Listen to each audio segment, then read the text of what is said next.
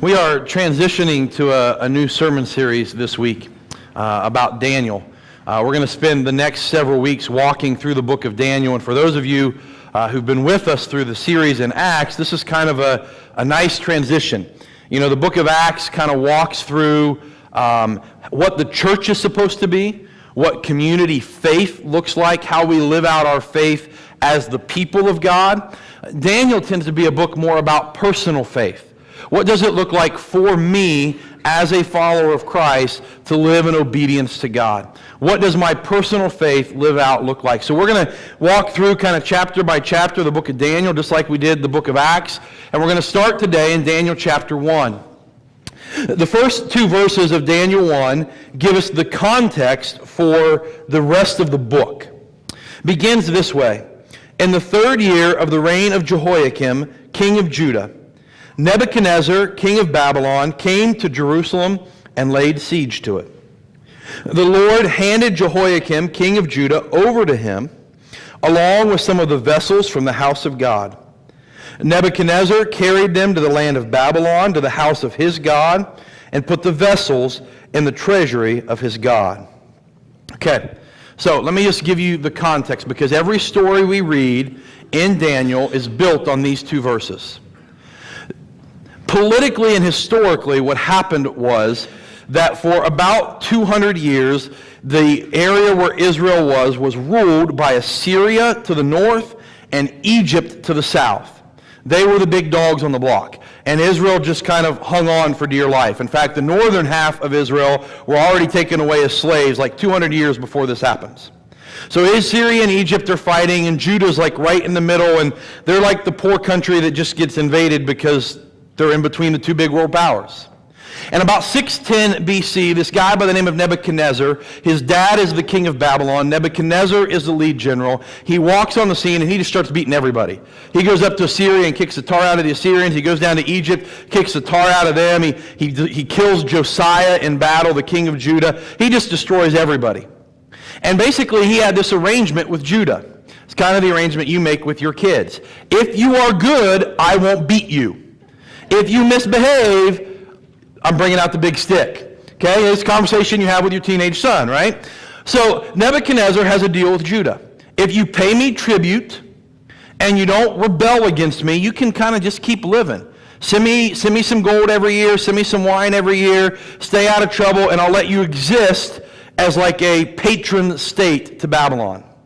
Well, eventually, some of the kings of Judah decided they were not okay with that, because after all, we're God's chosen people. And even though all of God's prophets are saying, don't mess with Nebuchadnezzar, it's going to end badly, we're God's people, and we're in Jerusalem, and what could possibly go wrong? I can tell you what could go wrong. Nebuchadnezzar could come back with his army, knock down your walls, burn your temple to the ground, and kill your royal family. And that's what happened.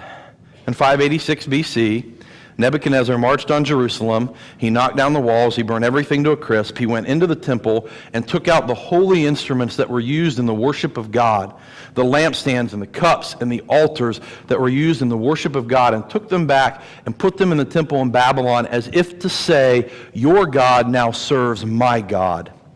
Your God lost. The God of Babylon now rules. And everything we read in the book of Daniel happens with these people living in exile. It is a collection of stories about what happens when the people of God must live in a pagan culture.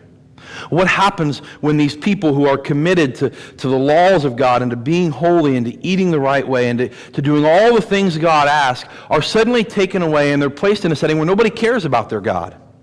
Nobody cares what they believe. You can believe that if you want, just don't bother us with it. You live however you want, but don't bring all your face stuff into our form. We don't want to mess with it. And what happens when the people of God must live in a world surrounded by non-believing pagans? That might sound maybe relevant. I don't know. And so it is a story about how we are to live as faithful followers of God in a culture that doesn't believe in or respect or care about our God. And so we read these stories about Daniel and his friends. So what we're going to do this morning is I'm going to tell you a story found in Daniel chapter 1. Then I'm going to give you an object lesson.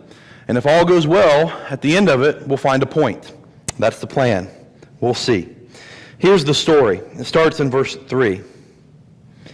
The king ordered Ashpenaz, the chief of his court officials, to bring some of the Israelites from the royal family and from the nobility, young men without any physical defect, good-looking, suitable for instruction in all wisdom, knowledgeable, perceptive, and capable of serving in the king's palace, and to teach them the Chaldean language and literature. The king assigned them daily provisions from the royal food and from the wine that he drank. They were to be trained for 3 years. At the end of that time, they were to serve in the king's court. Among them, from the descendants of Judah, were Daniel, Hananiah, Mishael, and Azariah. The chief official gave them other names. He gave them the name Belteshazzar to Daniel, Shadrach to Hananiah, Meshach to Mishael, and Abednego to Azariah. Here's what's happening to these young men. They have been raised in the Jewish palace. They were from the royal family. They're descendants of King David. They may have been in line to be a future king of Israel. They have grown up reading the Old Testament law, the Ten Commandments, and the foods that they were allowed to eat, and the places they were allowed to go, praying to Yahweh. And suddenly they're taken out of their homes to a foreign country, and the goal of what Nebuchadnezzar is doing is to transform them from Jewish boys to Babylonian boys. Okay? He wants them to switch who they are, to change their identity from Jewish young men to Babylonian young men. And the purpose of this is he's training them to be leaders underneath his influence. Somebody's going to have to go back to Israel and govern these Jews who are now enslaved. Well, who would be better than people from the royal line of David? Someone's going to have to oversee all these exiles that he's brought back to Babylon and make sure they behave themselves. Who better than some young men who already speak Hebrew, who already know the law of Moses, but now they're his young men. And so everything that happens is about changing their identity. First, they have to learn the ways of the Chaldeans. Now, you probably have no idea who the Chaldeans are, but as we walk through Daniel, they show up quite frequently. They are a group of priests from Persia who specialized in astrology, reading the stars, interpreting dreams, performing magic signs and wonders as proof, and studying and understanding ancient prophecy. For what it's worth, in the Christmas story, the Magi who come from the east were Chaldeans, most likely. In fact, we'll see in Daniel chapter 6 that Daniel was made the head of the Chaldean priesthood, the Magi from the east. These are philosophers and thinkers and mystics. And so they take these young boys and go, we know you've already learned your Old Testament. You've already been to Jewish school, but now you're going to learn our way. You're going to learn to speak our language. You're going to learn our politics. You're going to learn our religion. You're going to learn our philosophy. You're going to learn our stuff. And so they'll begin the process of, for better or worse, brainwashing them. You're going to forget all that Jewish stuff and learn our way of being. Then you add to that they change their names. Daniel, Hananiah, Mishael, and Azariah become Belteshazzar, Shadrach, Meshach, and Abednego. A couple things about having your name changed. Number one, when your name is changed, your identity is supposed to change. The two most famous examples of the Bible are when God changes Abram's name to Abraham, and when Jesus changes Simon's name to Peter. And those name changes are meant to signify you are not who you once were, you are someone different. Number two, it is a claim to power. If I come in and say, hey, I know you've always been called Bob, but I'm going to call you a fruitcake from now on, and everybody starts calling you fruitcake, I've got a certain amount of power over you. If I can just come in and change your name and everybody calls you by the new name, it's meant to indicate, listen, you are not free here. You don't have your own choice here. You're not able to do whatever you want. I can even change your name if I want. And third, and not to be missed, is what he changes their names to. All four of these young men had a name that referred to their God as Jews. Anytime in the Bible you see a name that ends in that IAH, like Isaiah or Hezekiah or Hananiah, that IAH is short for Yahweh. It's JAH in the Hebrew, Jehovah, Yahweh. Those names all mean things like who is God, or who is like God, or we are delivered by God, or our strength comes from God. So anytime you see a name with that I-A-H at the end, it is a reference to Jehovah. Anytime you see an E-L at the end of the name, like Israel, Ezekiel, Daniel, Michael, those all mean Elohim, God Almighty. All four of these young men have Jewish names that mean things like our God protects us, or God is our Savior, or who is like our God. They then change all four of their names and name them after Babylonian gods. Belteshazzar means Bel, the king of the Babylonian gods, will protect the king. Shadrach and Meshach are both named after the Babylonian moon god. And Abednego is named after the Babylonian wisdom god. His name literally means who is like Nego, instead of who is like Elohim. And so they shift their name and essentially say, look, not only are you going to go to school and learn all of our ways, you're not even going to be called the same name because you are Babylonian men now.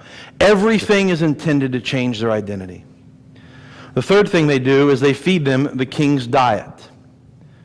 They bring in the best meat and the best wine that has been brought to the king and is at the king's palace, and they lay out this feast in front of them. And if I'm sitting there, I'm going, dude, let's eat. Sure, I like pork roast. That'll be good. Daniel has different plans, though. This is what it says in verse 8.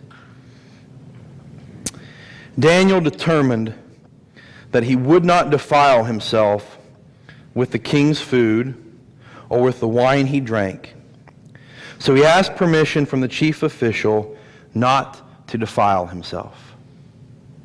Something about the food they were being offered did not sit well with Daniel. There are two primary theories. The first one is this, that in a pagan country like Babylon, they were preparing meats that he was simply not allowed to eat as a Jew. Jews had a very strict dietary laws. Most famously, they didn't eat pork, but there was a whole list of things they weren't allowed to eat. And they were so strict about it that even if I made a cheeseburger, but I cooked it in the same pan that I cooked my bacon in, and the bacon grease got on my cheeseburger, I couldn't eat the cheeseburger anymore. And so they were concerned that all of this food they were being served, it was on the same platter with food they couldn't eat. And rather than be picky, hey, could you wash the pan before you make my cheeseburger? That Daniel just decided it was easier and better just to abstain from eating any of the meat at all than it was to be picky about what was being offered. And so he asked for vegetables, which again, I don't understand, because who wants a diet of all vegetables? The second theory is that it was food that had been offered to false gods. It was pretty common in pagan cultures that when I went to pay my offering or my sacrifice to God, we passed the offering plates. Unfortunately, none of you put lamb chops in because that'd be really weird today. But in those days, you didn't have much of a currency. So you would bring an animal to sacrifice, and part of it would be burnt to the god. Part of it would be set aside to pay the priest. That's how they made their living and had food to eat. And part of it would be given to the king, and that was part of your taxes. And so the king would get a portion. So you bring a lamb and you burn it, but the lamb that they're serving Daniel was offered to the false god of Babylon. Same thing with wine. So some people think that Daniel didn't want to mess around with food that had been offered to a false god. And the short answer is we don't have a clue.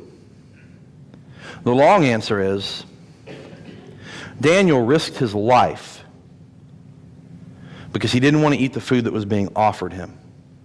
Daniel was in a pagan country, serving under a king who you'll read about in the next chapter. You know how the king punished people who ticked him off?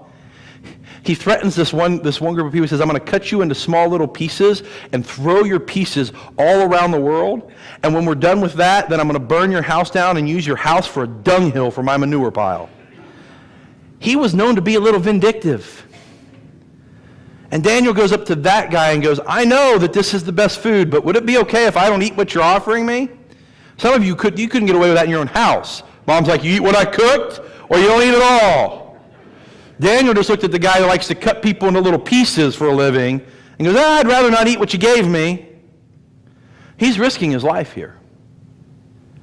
And it would have been so easy for him to not. It's just food, right?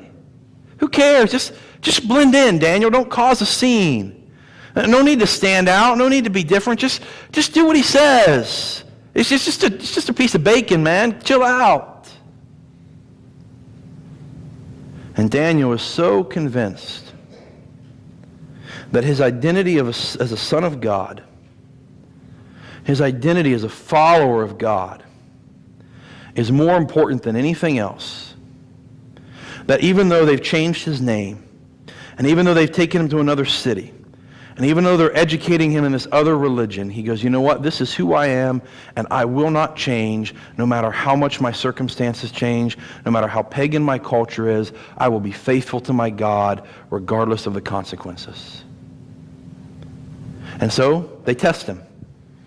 You can keep reading. It goes something like this. Essentially, the guy says, well, if I give you only vegetables, you'll be weak and scrawny, which I agree with because I eat a lot of meat and I'm not scrawny. At least no one's ever used that word to describe me.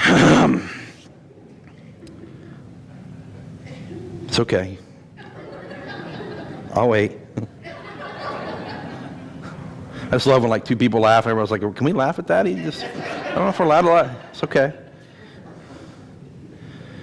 And so they give him a test. For 10 days, you can eat your vegetables and water. After 10 days, he looks just fine. And God says, and the chief of the court says, fine, you can continue to eat that diet. And Daniel finds favor in his eyes.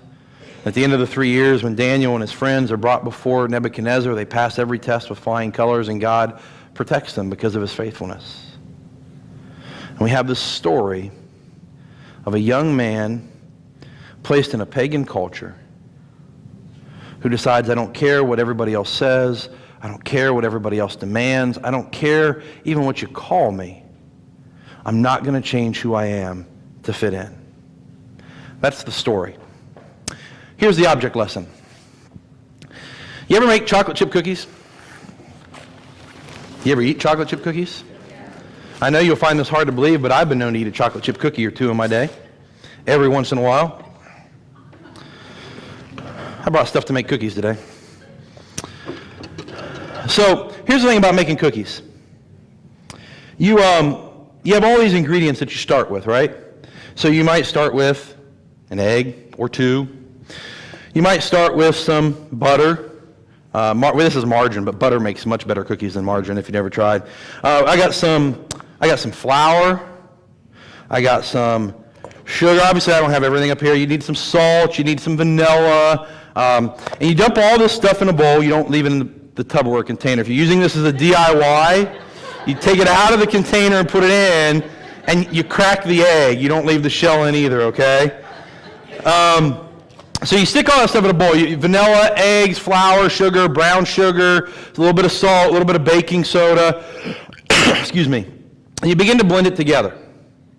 And the crazy thing that happens as you're making cookie dough is that what you have when you're done is not flour, sugar, baking soda, egg, butter, you have dough. You have a new thing that's not like all the pieces and parts of the old. So when you're done and you have this ball of cookie dough, which I'm hungry. Sorry. You have this ball of cookie dough, and if you were to taste it and go, that's a little salty. Can you take some salt out? Like you can no longer go in the dough and like reach in and pull out grains of salt because the salt's not there anymore. It's all blended together. Or, you know what, that's got a little too much flour. Let's take some flour out. You're like searching for little grains of flour, it just doesn't work that way.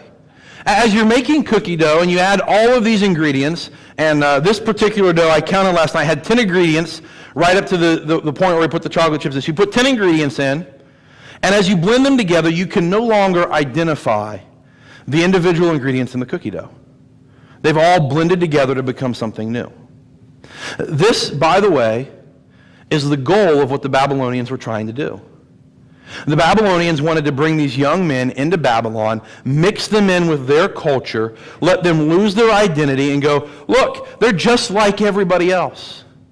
They blended in just like everybody else. You can't even see which ones were Jewish and which ones weren't anymore. They're just like the rest of us. So we'll mix some Persians, and we'll mix some Assyrians, and we'll mix some Babylonians, and we'll mix some Jews. We'll blend them all up, and we'll have this group of people, and you won't even be able to tell. They'll just blend in. But the last ingredient in chocolate chip cookies is chocolate chips, right? My wife yelled at me last night. She goes, "You didn't put enough chocolate chips in those cookies." I said, "It said 6 cups. She goes, "You don't measure. You just pour it in until it looks like there's more than enough. 6 cups? It's like 4 bags." Those are good.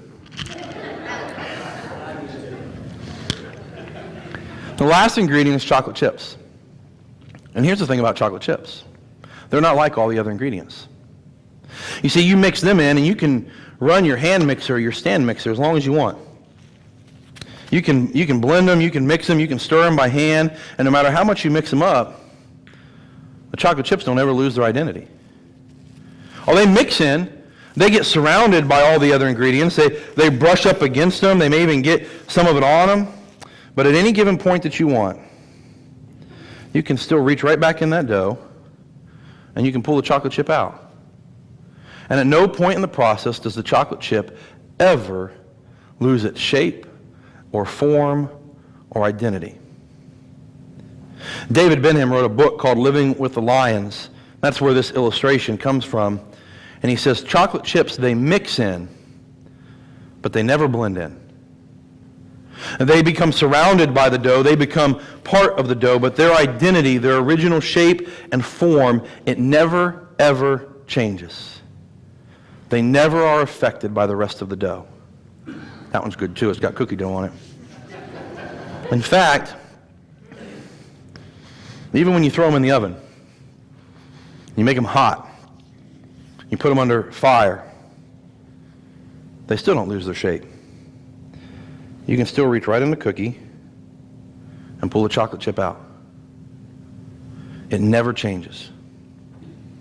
Daniel, I'm sorry.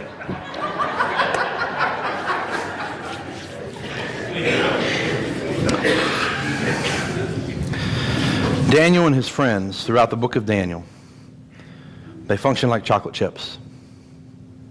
They refuse to conform or transform to the things of their culture.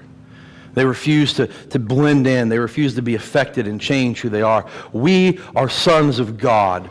And whether we are living in Jerusalem or we are living in Babylon, whether we're going to school with the rabbis or we're going to school with the Chaldeans, whether my name is Daniel or my name is Belteshazzar, whether I am living as a son of God here or living as a son of God there, my identity will not change because my culture changes. And what's tragic is the church as a whole has lost that mentality. One of the most disturbing books I ever read was written by a man by the name of Craig Groeschel, and the title of the book is Christian Atheist. That's a weird name, right? The subtitle is, What Happens When You Believe in Jesus but Live Like an Atheist? Let that sink in for a minute. What happens when you believe in Jesus but live like an atheist? You start digging through the statistical research done by people like George Gallup and George Barna, and you find out that there is no distinguishable difference between the divorce rate of Christians and the divorce rate of non-Christians. Christians are not any more likely to give money to the poor than non-Christians. We're less likely to stop what we're doing and help someone who needs our help than a non-Christian is. We're not any less likely to be depressed. We're not any less likely to feel all alone. We're not any less likely to be addicted to alcohol, pornography, or drugs. In fact, as you read the statistical research, if I were to put you in a room with 1,000 people, half of them followers of Christ and half of them not, and said, learn everybody's story and take notes and pick out which ones are Christians, the problem is you couldn't because they're not any different, statistically speaking. We're more like sugar than chocolate chips. We kind of blend in. We go to church and we do our church thing and we go to work Monday and we're just as likely to treat our boss poorly as a non-believer. We're just as likely to yell at our neighbor as a non-believer. We're just as likely to be selfish with our money as a non-believer. We're just as likely to lose our temper as a non-believer. And the call of Christ is to be different, to stand out like chocolate chips. We can't control the fact that we live in a pagan culture, but we can control how we respond to it. This is the 17th time I've preached a sermon on a graduation Sunday. It's the one they always let the youth minister preach because, I don't know. Apparently I'm the one that understands what graduates are doing, so I've been doing this for a long time. And I always start with what I want to say to graduates. And what I would say to you who are getting ready to head to college and to those of you who are just beginning that journey, maybe freshmen or sophomores, is the thing, what I understand better than probably most of the people in this room is we don't live in your grandma's world anymore. Our country today is not what it was 50 years ago. The church has lost most of its influence and power, politically speaking. There are temptations that you will deal with that your parents can't even dream of. Hubert talked about technology. Technology has opened doors and access to forms of evil that did not exist when your parents were your age. You're going to deal with professors who teach blasphemy. You're going to be surrounded by friends who try to get you into things you shouldn't get in. You're going to have freedoms that you didn't know you had. You're going to have all sorts of opportunity to walk away from your faith. In fact, as a guy who spent most of his life in youth ministry, the stat that used to keep me awake at night is that 75% of you will go to college and never come back to your faith. Terrified me. Everything I did was built around how do I keep this kid connected? How do I keep them plugged in? Because I was terrified that my kids were going to walk away. And what I would say to you is, don't give in to the pressures of your culture. Just because everybody else is doing something doesn't mean you have to. Just because there's opportunity to sin doesn't mean you have to go take them up on it. Just because your professor sounds really smart doesn't mean you got to believe everything he says. You can stand out and be different. You don't have to be like everybody else. And what I found as I preached these sermons to these graduates is what I wanted to say to them is really what I want to say to everybody. I got news for you. It's not 1955 anymore. I know some of you that makes you really sad. The 50s were a good time. They weren't perfect, but there's good stuff. You don't live in a world where the church has the biggest voice anymore. It just doesn't. You don't live in a world where the majority of people profess to be Christians anymore. They just don't. We live in a world where things that we look at and go, man, I can't believe we do that, are the norm in our culture. And there is pressure to chase the American dream and be financially successful. There is pressure to accommodate and change what you believe to fit in with everybody else. There is pressure it's easy to get addicted to stuff. There's so much that's there. And you work with those people and you live in communities with those people, and you don't have to fit in. It's okay to be the guy who stands out and goes, hey, I'm different from everybody else. It's okay to be the chocolate chip. And what I would tell you is what I love about Daniel is Daniel doesn't preach. That's what we like to do, right?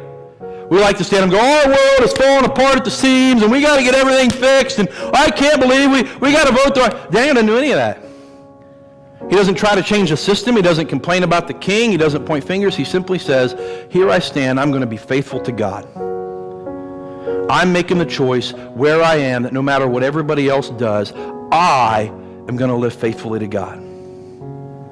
And that's your choice, and that's my choice. And it doesn't matter if you're a high school graduate or somebody who doesn't remember when you graduated high school. It's the same choice. In the world you live in the culture you live in the job you have, and the community where you are, and the family where you exist, you can choose, I'm going to faithfully follow Christ, or I'm not. I'm going to blend in, or I'm going to stand out. And your challenge is to simply trust and obey God and be faithful to Him where you are. So we're going to stand and sing that song, Trust and Obey. If you have a decision you'd like to make, you're welcome to come this morning. If not, stand and sing with me.